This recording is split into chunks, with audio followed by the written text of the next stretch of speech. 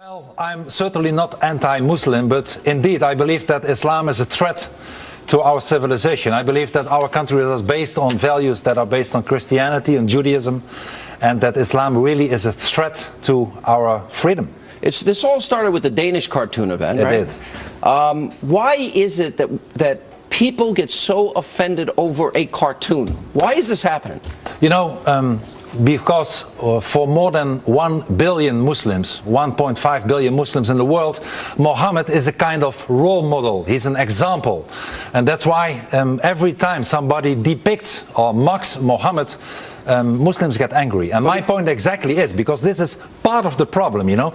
Muhammad is not a role model. Problem, the Quran isn't part of the problem? Yes, if we look at the life of Muhammad, isn't it extremely controversial, and the age of his wife, and he's a controversial figure? Certainly. And he's certainly not a role model to so many Muslims. Muhammad, as a matter of fact, was a terrorist, was a warmonger. He beheaded Jewish tribes, and he was one of the guys who participated. I believe that if Muhammad would be alive today, he will be tried and he would be found guilty of terrorism. He was not a guy, besides being a pedophile and indeed consuming Aisha when she was 9 years old, that should be the example for so many Muslims in the world. Why do you think so few people are willing to say what you just said? And what has happened because you say these things?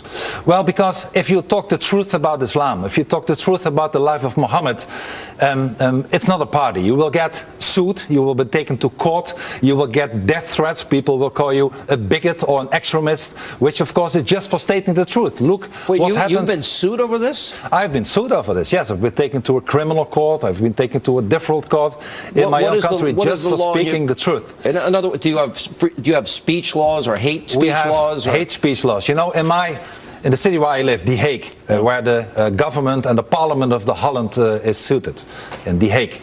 Last year, there were fans of ISIS waving the black flags and also waving flags with swastikas, who shouted death to the Jews, and they were left alone by the mayor, left alone by the police. And if you say, hey, here we have a problem with Islam, not with the people, but with the ideology. It's an ideology of hate.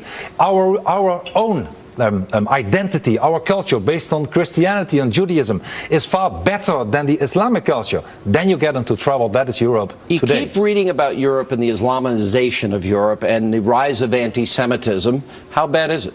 It's very bad. It's very bad. With the growth of the Islamization, we saw an enormous growth of the anti-Semitism as well. And let me tell you, Sean, it's happening simultaneously. It's happening almost simultaneously. You didn't frankly have the balls to put country before party.